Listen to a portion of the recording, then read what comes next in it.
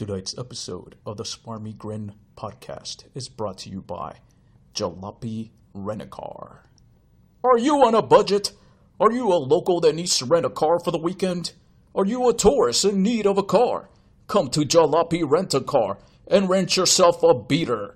Yes, we specialize in renting beaters.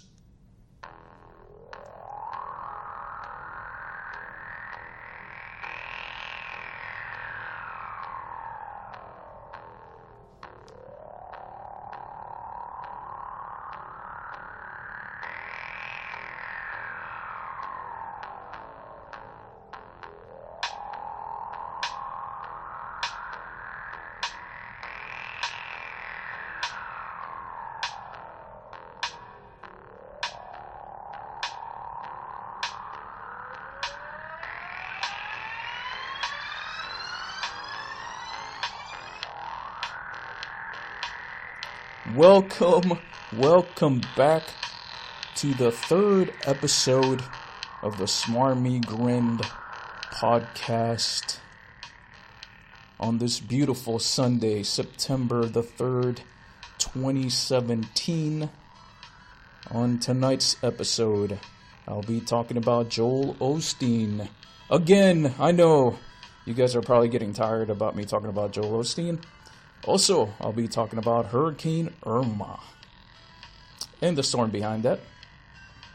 And on my last segment, which we called The Vent, The Bitching, I want to vent about gas prices, kids, and their parents just in business establishments. Something that I experienced earlier today. And I would love to get someone else's opinion on this, but that's what we're going to talk about in this last segment. So let's get on with it. I hope you guys had an awesome week. I had a great week. My voice is going in and out. I'm still sick. Thank you, lady. Thank you, lady, that got me sick. I talked about that in our very first episode. Thank you, cashier. I'm pretty sure she's done. She's probably recovered from being sick, but not me, man. It's already been a week, and like I said before, it'll be 2 more weeks because I know my body. But besides that, I had a really good weekend. Kind of restful. Somewhat. I mean, I'm not really resting much because when I'm sick, I'm usually up all night. But on our first segment, I want to talk about Joel Osteen. And you're probably wondering why I keep talking about this guy. I'm extremely disappointed in this guy. Before we start, I want to apologize for episode 2. I was all over the place. I couldn't pronounce or say many words, or probably couldn't even give you like a cohesive sentence or statement. And tonight, it's probably going to be the same. So you're going to have to deal with it. I'm sick. So just deal with it. I'm just kidding. Just be patient with me. But anyways, the reason why I want to keep talking about this guy, and I promise you this is going to be the last podcast that I'm going to talk about this guy.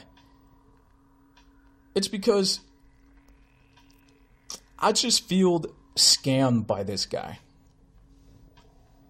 I spoke about this guy on episode 2 and how on Sundays I used to wake up, when I used to play Sunday basketball, I used to wake up every single Sunday morning, listen to this guy, and then play ball. Like I said, I like positivity and positive people. And his message is that positivity and positive people. And I like hanging out with positive people.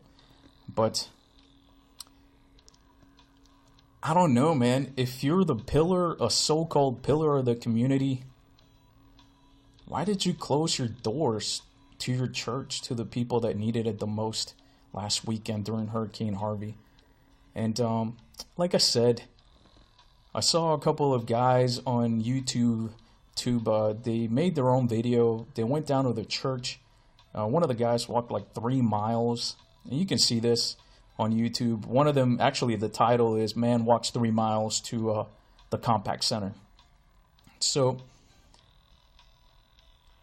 these two guys, they walked 3 miles just to get there through water, through all these flooded sections of town.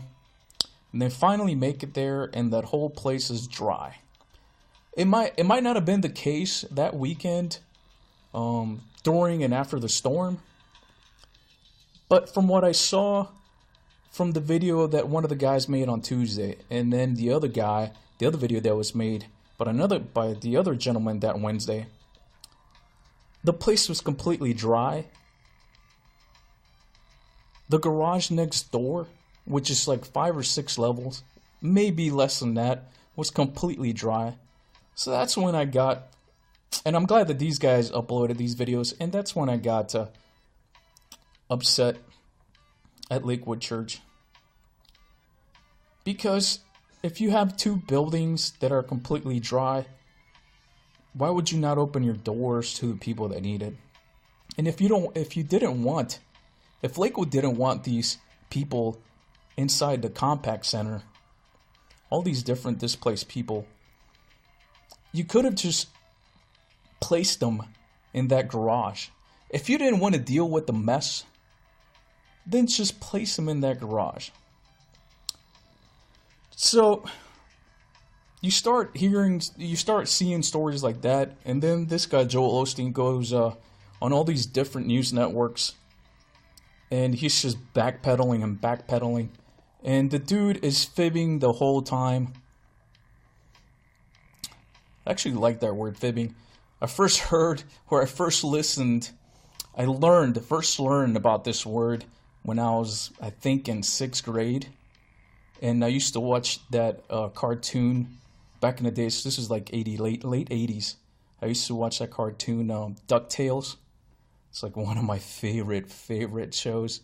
And on one of the episodes, one of the characters was singing the whole time when the other character was lying. She was singing, "I'm fibbing, you're fibbing. So I always love that word. It's got a nice sing to it, a nice sound to it. Again, I'm babbling. But anyways, so this guy goes on all these different news networks, and he starts backpedaling and fibbing. And it just it did not make him look good. He did not look good because we all caught him in a lie. So last night and this morning, I read another article on Yahoo, which I told you guys my love-hate relationship with Yahoo. And I'm going to go into that again for a little bit. And there's another article that speaks about this past Wednesday night, the same day that one of these gentlemen made that video about the church being dry and the church being locked, which they finally opened that church, I believe, that day. Might have been that afternoon. But anyways, they had a service. Lakewood had a service that Wednesday night. So they brought all these evacuees in. They brought all these people in to the compact center. They had a service. And, that's fantastic. That's great. You're finally helping all these people out. I'm sure a lot of them got supplies that they needed. And maybe that was a good way for them to escape what was going on or what went on that week and that weekend. So the video, there's like 3 or 4 different videos that were posted on YouTube. And at the end of the service, I don't have a problem with the service, but at the end of the service, they start handing out collection plates. And I'm sitting here reading this on Yahoo, and I'm watching this on YouTube. And I'm just like, man, these people have no shame. No shame, absolutely no shame. And you can sit there and judge me because I'm judging them, and that's okay. I never said I was flawless. I'm not a perfect guy. I'm not a perfect person. But when you see something like that, and an organization that's you're basically taking advantage of these people, because a lot of the people that were in there were all people that were displaced, people that needed shelter, people that needed supplies. And you're taking their money as well. They go in and listen to your service, and you're taking their money. So what they got was these people were doing there at the end of the service was paying for that service, which is completely ridiculous. A lot of you are probably going to say, well, they're collecting all that money so they can use that money for other victims, for other people that live in Houston, or other people that need it. But honestly, this church makes a lot of money. They don't need to be doing this. They don't need to be collecting money from people that basically had no money. I mean, maybe some of them did, but it was limited. And good for them, for the people that were there. Good for the people that were there. And good for them for at least forgetting about their troubles for half an hour.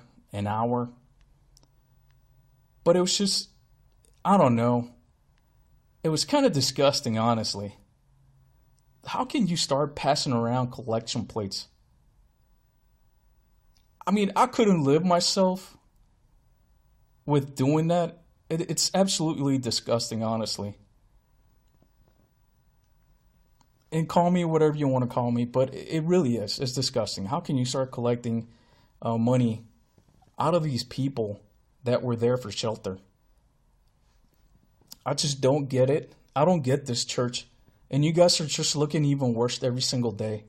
And I understand that you guys probably did a lot of great things for the Houston area, for Texas. From what I'd read, they've also done a lot of good things for the people out in that suffer from that Katrina hurricane 11 years ago. And good, that's what you're supposed to do. You're not supposed to be collecting money in the middle of this hurricane, in the middle of this situation. And I'm not talking about in the middle as the storm is sitting there. I mean, just the middle of this catastrophe there. To me, it's absolutely disgusting. You got plenty of money. If anything, you guys should have been handing out money to all the people that were there, because they need it. So that really, it really bothers me. It really bugs me when I see something like that, because you're basically taking advantage of people. And you're taking advantage of I would say that a lot of people that showed up that night, they probably didn't have a lot of cash with them, and the cash that they had on them, they needed.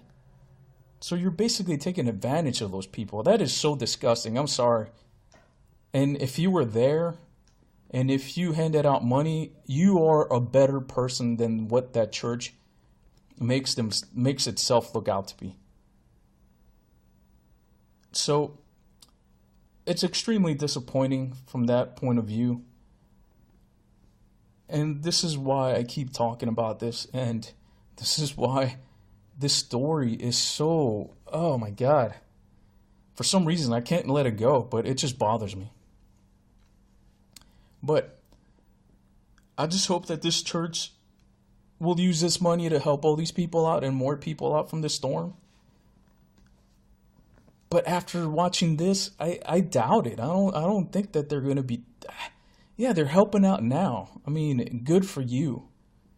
Good for you. But you weren't there when this thing was going on, in the middle of it, like other churches were, like other businesses were.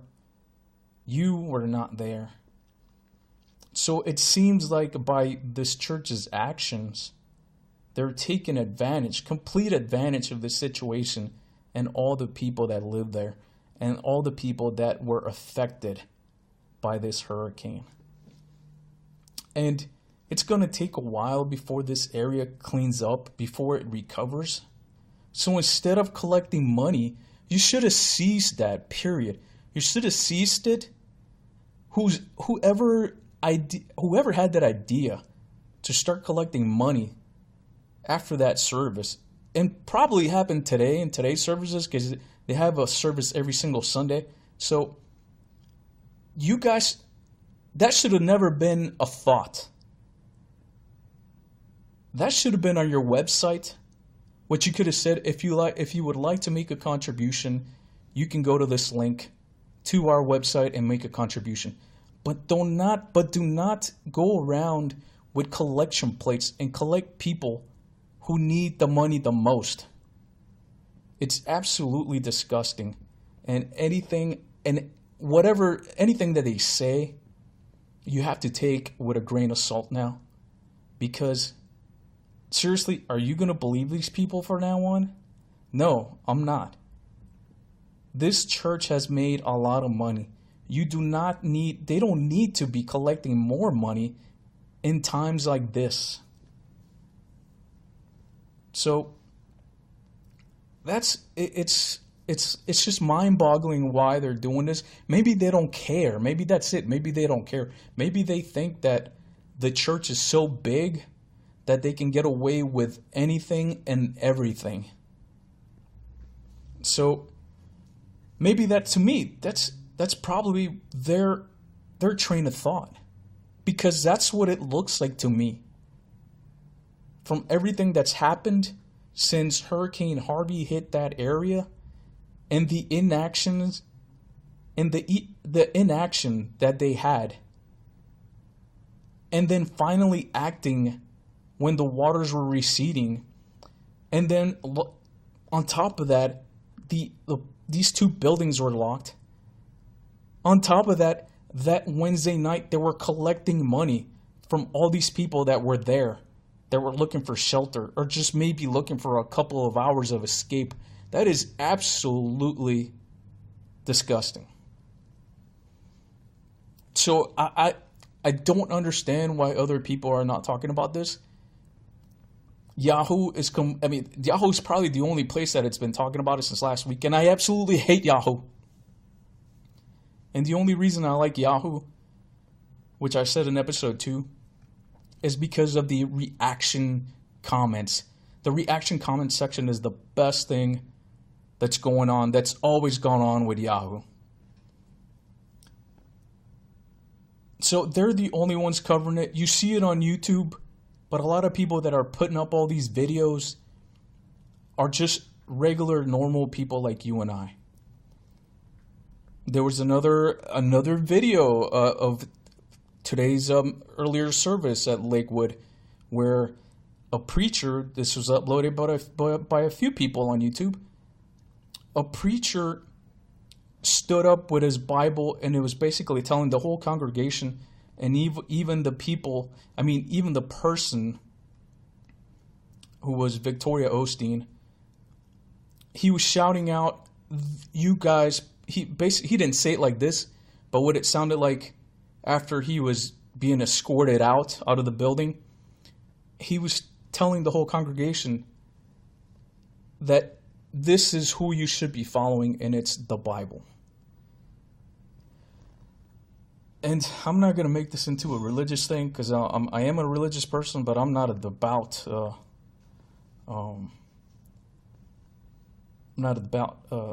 Christian. And but my point is that this church is upsetting a lot of people, and the gentleman that did this, he is a preacher as well, and I think he was there taking a stance in some ways against this church.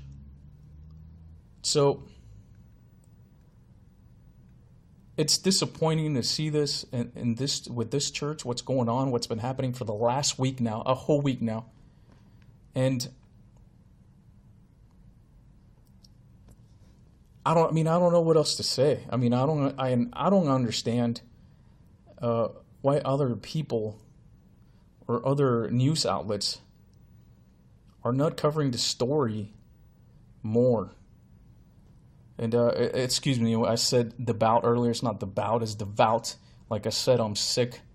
My head's not even in this tonight, but I just wanted to talk about this because I feel that this is important, and we need to talk about this. And I think this needs to come out even more with with the news media, with the bigger news networks. But they covered it for like a day, and then after that, it was business as usual, like it always is in our country, business as usual. But I'm glad that other people are taking notice. I'm glad that other people are standing up for this. Because what they did that Wednesday night, and I'm not sure if they did it today on Sunday service, so I haven't seen any videos or anybody that was there taking any videos inside the Compact Center.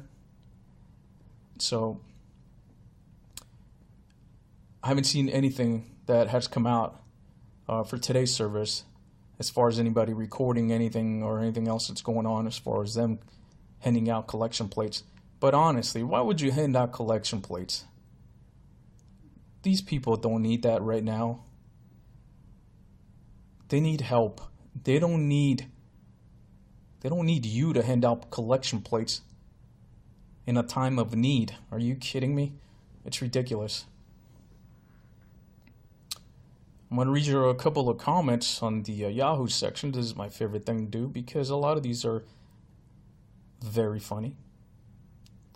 So, see another person that feels the same way that I do. I'm going to start reading these.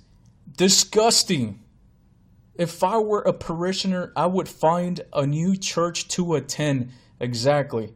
I would follow that preacher that went in there the other day and follow him. I would have actually just walked out. As soon as they were escorting that guy out, I would have walked out with him. What a despicable display of God's house. Reminds you of the Pharisees in their synagogue. Remember what Jesus said about those who dishonored the temple? Exactly. They're dishonoring the people that went there for help. That's what they were doing. So, here's another one. Well, he's got to pay to have the carpets cleaned somehow. That is not right, but it's probably true. But how much money is going into Joel Osteen's pocket first? That's a good point. And that's my observation. Where's this money going? So they collected all these, they collected money from these collection plates.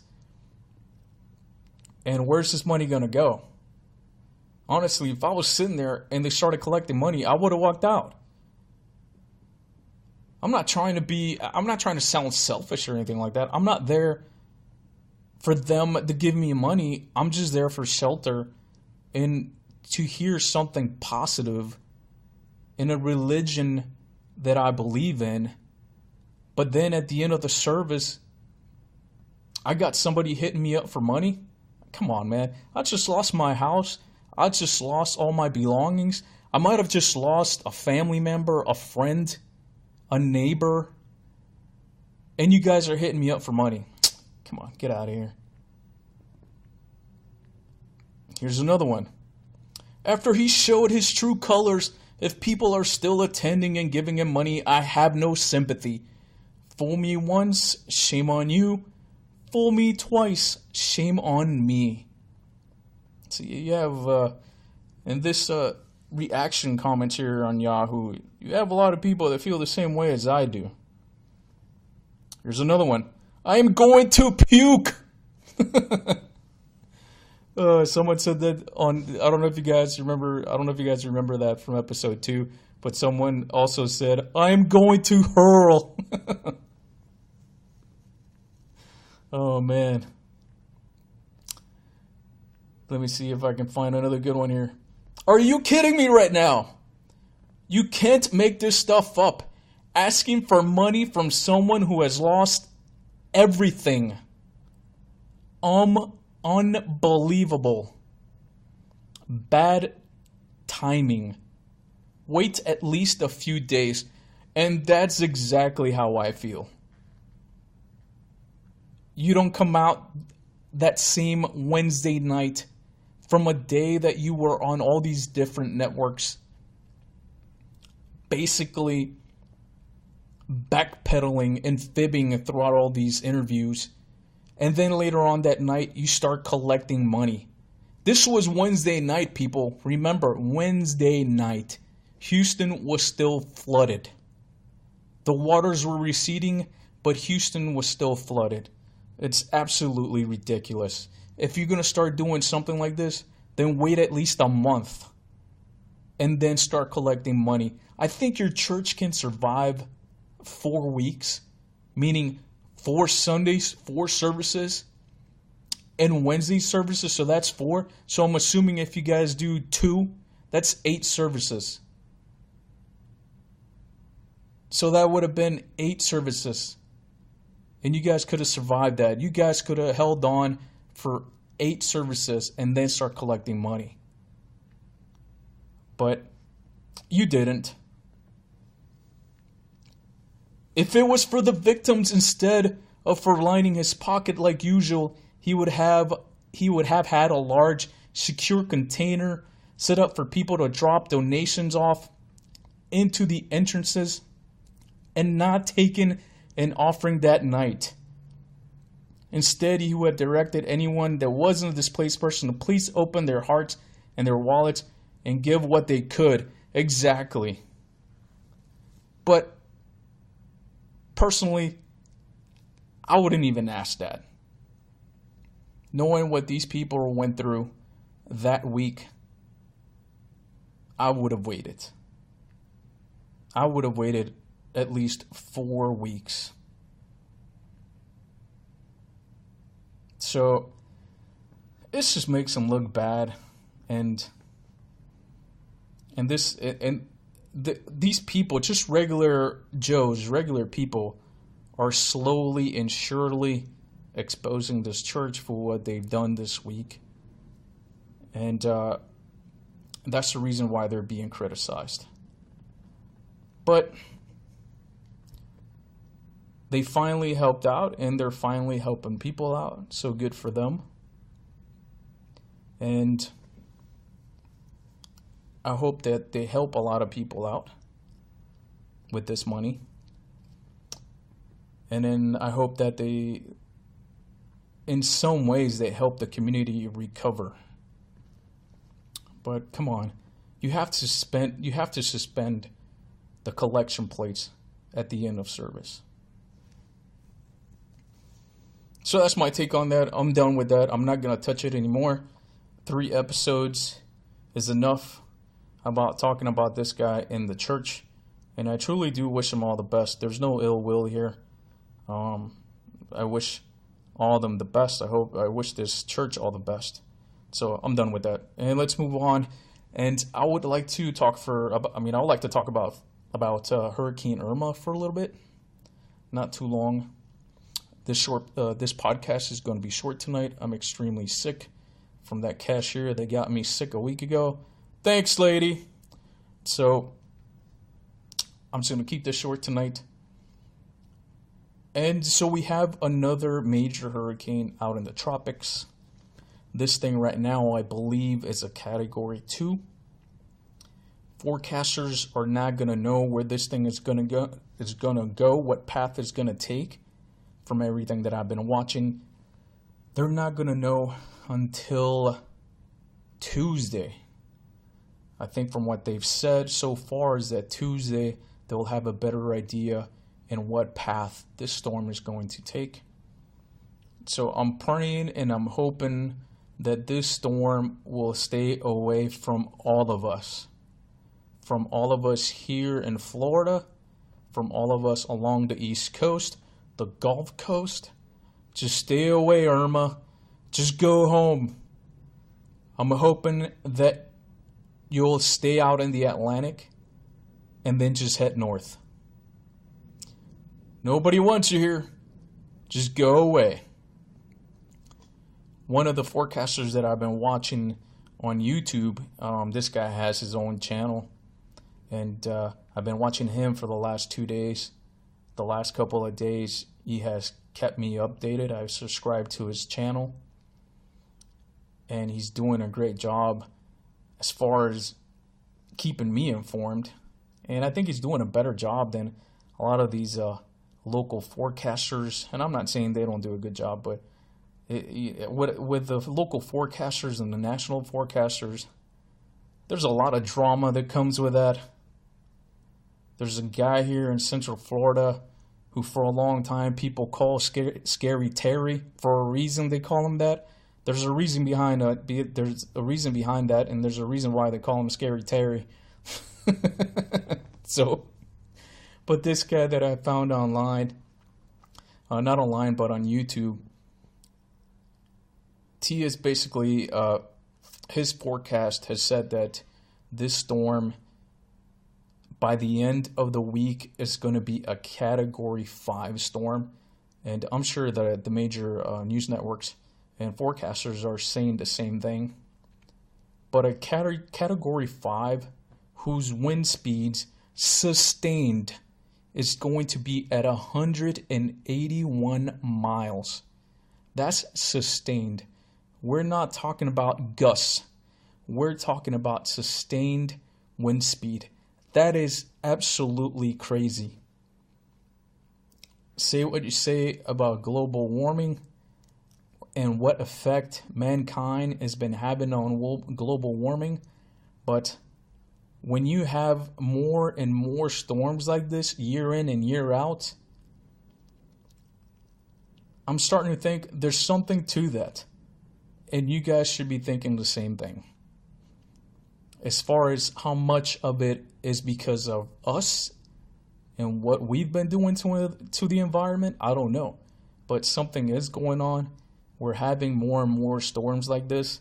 This is absolutely scary. 181 miles an hour.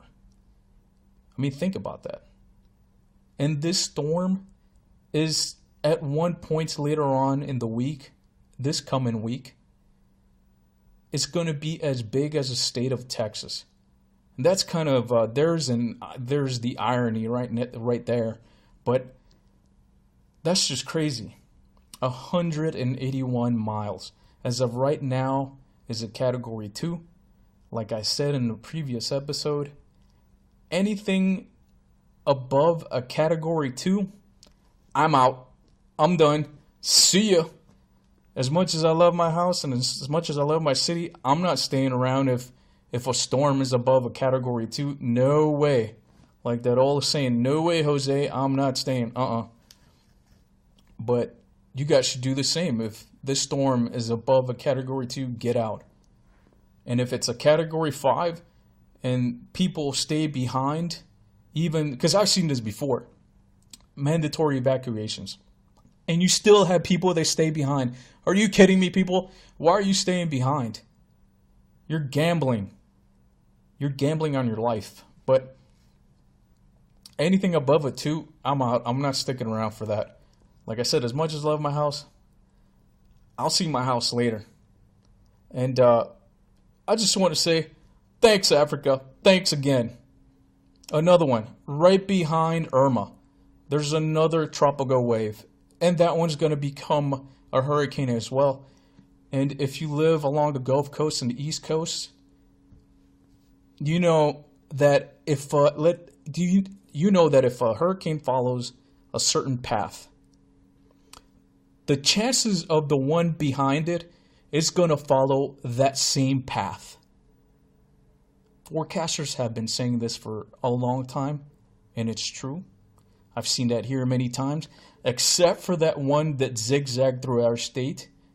A coworker of mine and we were talking about that the other day, and that was absolutely ridiculous. I think this storm got lost. This storm didn't have a GPS, and it got lost in Florida. I mean, a lot of people get lost in Florida. There's a lot of tourists here. I think that's what this storm was. This storm was a tourist. It just didn't want to leave. So forecasters will say that if a storm takes a certain path, the one behind it will take that same path. So I'm hoping that Irma will stay in the Atlantic and then take that curve north. And I hope that the one behind it, most likely, if Irma did that, the one behind it will do the same thing. So I don't want to see no country, neighboring country. I don't want to see none of the Caribbean islands. I don't want to see any of our states along the East Coast and the Gulf Coast get hit with a Category 5. I think we can all agree on this, that Harvey is enough for this year. That's it. No more. We're tapping out. We're tapping out to the hurricane season. We're tapping out of this. We're done. You win. See you next year. So I've been following this guy on YouTube, and I subscribe to him. So I'm going to get a lot of updates from his channel. And his channel is Mr. MBB333. And he's got a detailed graph of the hurricane's path, projected path. And it's very interesting. I haven't seen a graph like this before. So, but he's been keeping me up to date. So thanks, Mr. MBB33. So, but that's who I've been following the last couple of days. And I'm hoping he does say that once it's closer to the states right around south of Charlotte or south of North Carolina, it could take any path, meaning it could hit Florida, it could hit Georgia, North Carolina, the East Coast, New York, Newfoundland. So they don't know yet. They won't know until Tuesday. So I'm hoping that when Tuesday rolls around, it's good news for all of us. And I'm not saying just for us here in Florida, but for the rest of the East Coast and the Gulf Coast and our neighboring countries and all that. So in the Caribbean and all that. So I don't want this thing hitting anybody because it looks nasty. 181 miles an hour. You usually see that with tornadoes. If you've seen any of these storm chasing videos on YouTube, which I'm hooked on and have been for a long time. But that's crazy. If you saw a lot of the what happened in Tuscaloosa 6 years ago and the destruction there from that I think it was F4 tornado. I believe it was an F4 tornado, and it just destroyed sections of Tuscaloosa. And I think that year was one of the worst years as far as tornadoes that's been in a long, long time. Besides El Reno tornado, which was in 2013, which was 2 miles long. Wind speeds, I forget how, I know it was above 180, but it was a huge, huge tornado. And this hurricane, it's absolutely scary. 181 miles an hour.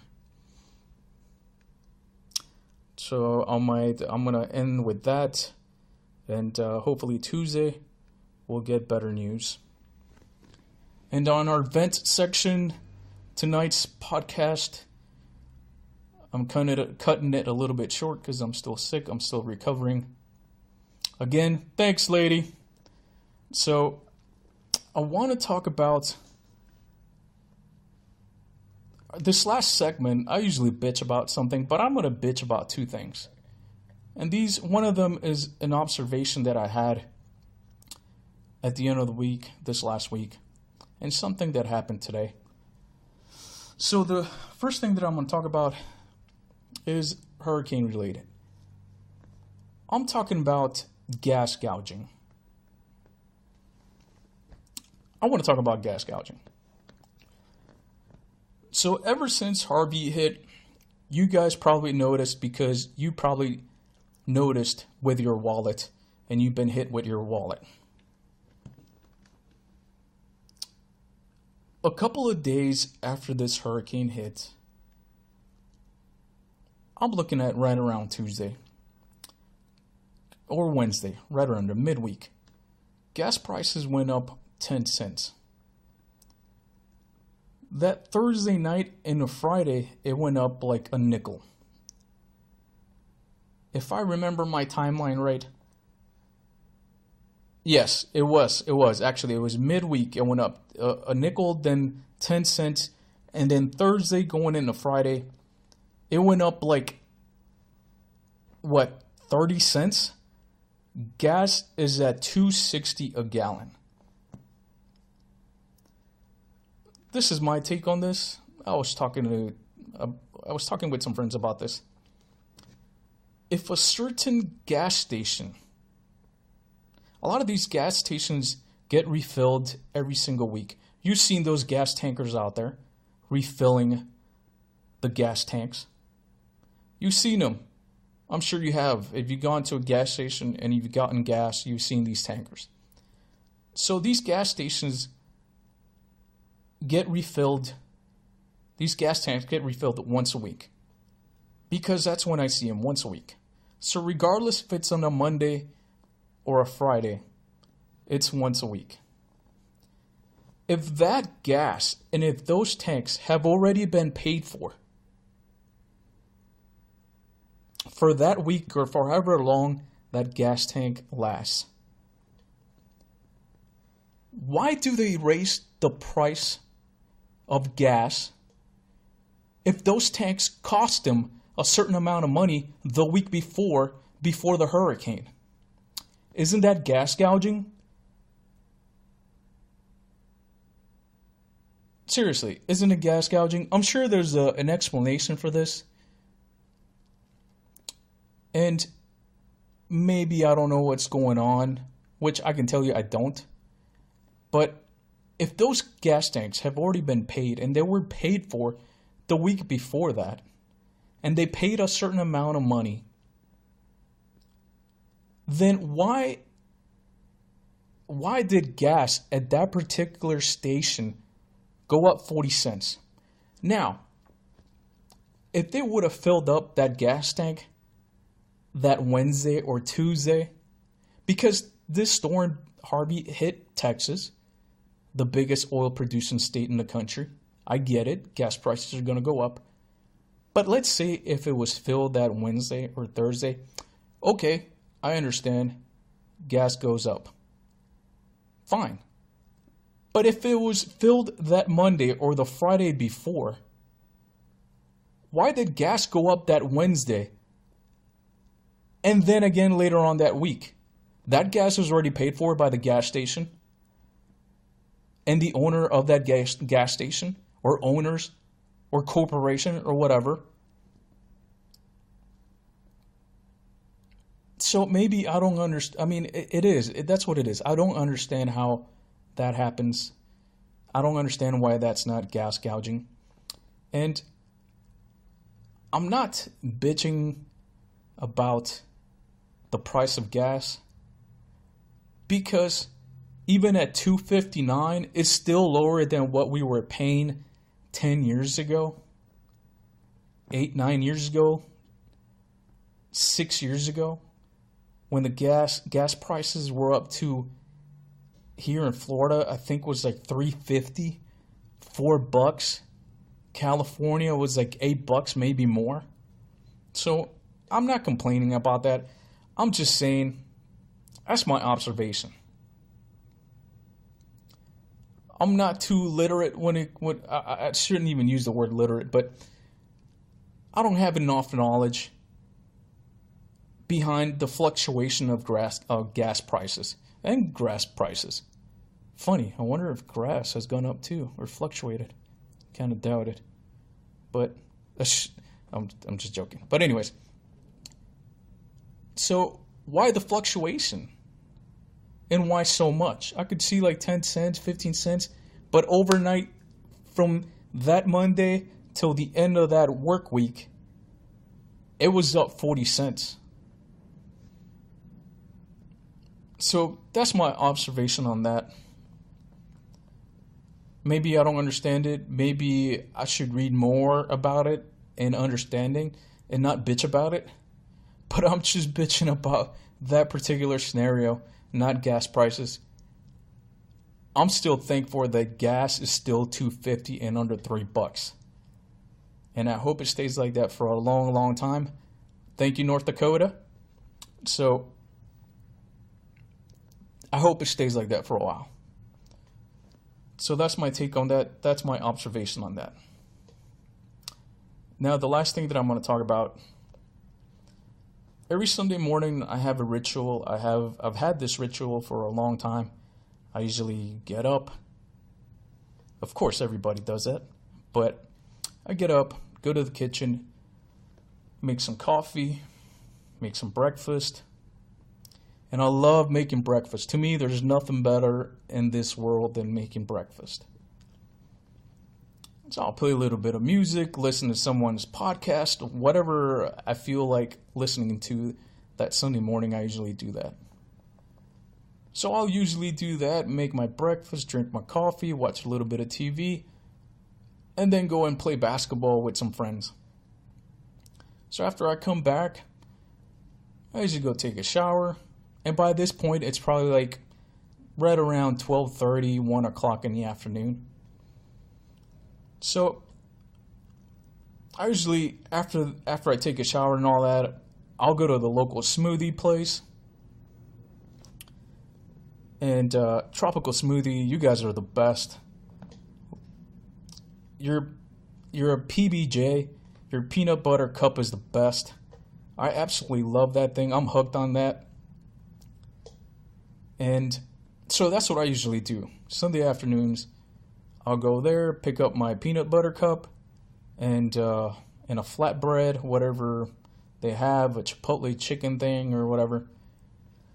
So I go there today and get in front of the line. I order my smoothie. Before I did that though, there was a lady standing right in front of me with her 2 daughters. One of the daughters was like 13, and the other daughter was she had to be like 3 years old. There was a family to my right. They were hanging out. They had their little girl there and the little boy. And so the little girl next to me, she's a kid. She's a child. She's excited because she's getting a smoothie. I mean, we can all remember that with ice cream when our parents or mom or dad took us out for some ice cream and we were excited because it was ice cream, or they brought ice cream home and you're excited because you got this flavor and that flavor. So she's all excited because she's about to get her smoothie, and just as I am, because I look forward to it every single Sunday afternoon because of this. I love those smoothies, man. And I'm like a kid when I walk in there. So she's all excited and dancing and jumping around. And so they make the order. They walk to their table. They sit down. I make my order. And I start hearing the mom just berating the little girl, the 2-year-old. Why were you singing this? And why were you doing that? And she wasn't yelling at this little girl, but I felt so bad for her because, I don't know, I'm not a parent. And to me, it felt like she was humiliating this little girl in front of all these people. 'Cause it was unusual today. There was like a Sunday afternoon. A lot of people did come there, but this time of the day, not too many people show up. And the people that usually show up are regulars, like me. So there was a lot of people in there, and she was berating this little girl and just asking her, what she was interrogating this little girl. Like her daughter, she was interrogating her daughter. Like, I felt so bad for this little girl. It felt like this little girl was arrested and she was being questioned by a detective. Like, this little girl committed this crime of being happy and being a kid. So now the adult is going to interrogate this little girl and berate her in front of all these people and humiliate her in front of these people. And she kept asking her, where'd you hear that song? Where'd you hear that song? And like, she wouldn't say. I don't even know what song she was talking about. I heard her sing something, but it wasn't anything offensive or anything like that. So I'm like, man, what the heck is wrong with this lady? So she was berating this poor little girl, and the little girl, like, she was scared. You could tell she was scared because she wasn't really talking back, and when she would talk back, she was mumbling. And I was like, oh man, what's wrong with this lady? So then, as she's asking her questions, as the mom is asking this little girl questions, she's also telling this little girl, you need to sit up and answer my questions. And I'm like, oh man, like, this poor little girl is just sitting there. Like, and even the little girl was like, but I'm already sitting. And I was like, yeah, she's already sitting. How much more can she sit up? I mean, this poor little thing is just sitting there, shocked, because her mom is berating her with just nonsense. And I'm like, what's wrong with this lady? Like, I wanted to get up and say something. And honestly, I really what I wanted to do was something else. But I'm not a parent.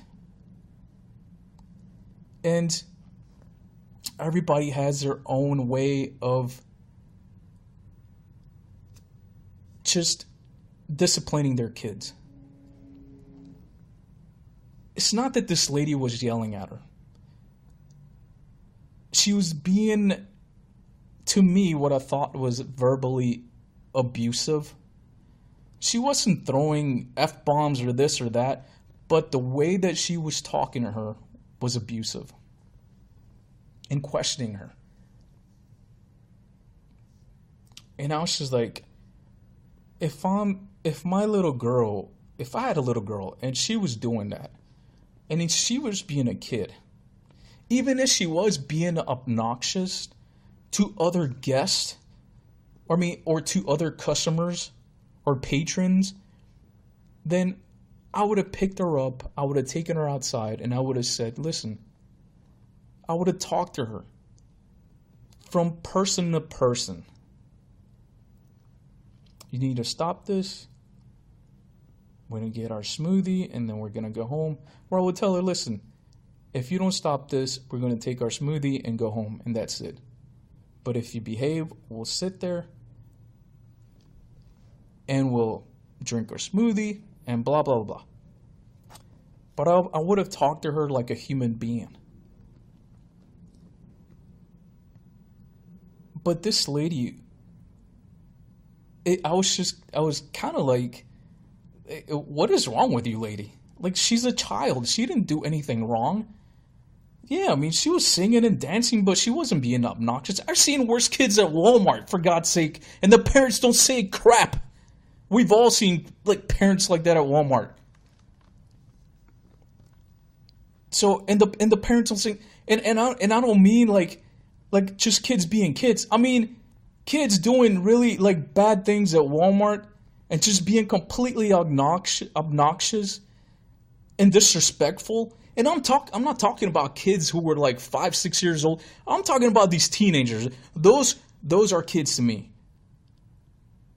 So you see all these stupid teenagers at Walmart that don't know how to behave because their parents don't care. But this child wasn't doing that.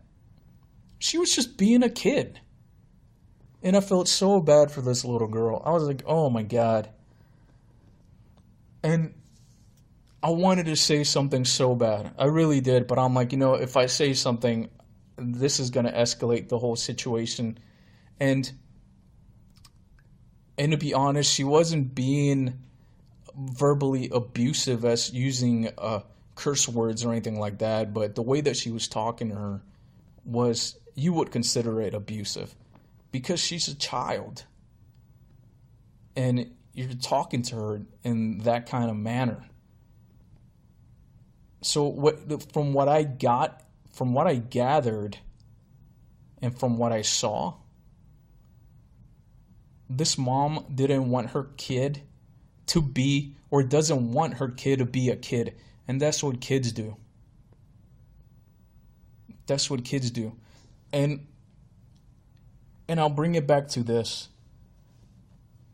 About a year ago, I was at my friend's house, and he had one of his friends over, and she had her little girl there, and we were watching the Super Bowl. And she was about the same age as this little girl that I'm talking to you about. So there was a plate on the coffee table. We were watching TV. There's a plate on the coffee table full of foods and hors d'oeuvres and stuff like that, and just snacks and all that. So the little girl grabbed this snack, that snack. She grabbed some caramel, blah, blah. And she's a kid. She made a mess on the table. So what? The mom got so upset. And it wasn't even her house. But she got upset because the little girl made a mess. And she said, she just got extremely upset at this kid for nothing. So what? It's a mess. It can be cleaned. So I'm sitting there, and my friend's sitting next to me, and my friend grabbed my friend looked at the mom, his friend, and he said, you need to leave her alone. She's just a kid. She's doing what kids do. And man, a light just went off in me, and I'm like, he's absolutely right. She's just a kid. She wasn't annoying anybody. She was just being a kid. And that's what I thought about today when I saw this lady berating her little girl. I was like, you got to be kidding me. Like, you're doing this in front of all these people? I mean, I wouldn't want an adult to do that to me. Like, you're doing this to a child in front of all these people. And she wasn't yelling, but she was saying it loud enough where the whole place can hear it, or could hear it. So I'm sitting there, I'm like, man, she's a kid. Leave her alone. Let her be a kid. She's excited. As adults, we take a lot of things for granted. An ice cream parlor, a smoothie place, might not mean the same to us as adults as it does to a little kid. They're more excited than we are. Like, I'm excited about going there every Sunday, because I love my peanut butter cup. That's why I'm so excited, because they make the best one. The best one out of all the stores. This specific location by my house makes the best one. And trust me, I've tried like 5 different stores, and they don't make it the same way this place does. So when you find a place like that, you look forward to things like that. So that's where I'm coming from. I'm like, it's different. We react differently to how kids react. As adults, we take many things for granted. But kids don't. They don't take anything for granted. That's what I miss about my childhood. Because as kids, we don't take anything for granted. So I'll end it at that. And thanks for listening to the Smarmy Grin podcast, episode 3. I hope you guys had a wonderful week. I hope you guys have a wonderful weekend. And I apologize for not making any sense tonight and in my previous episode. And if I did stumble on some words tonight, oh well, it's going to happen again. So hopefully next time when I recover, I'll sound better. So thanks again for listening. I really do appreciate it. It means a lot to me. And I guess I'll be seeing you guys next time. And have a wonderful, wonderful, and let me say again, a wonderful, wonderful week. See ya!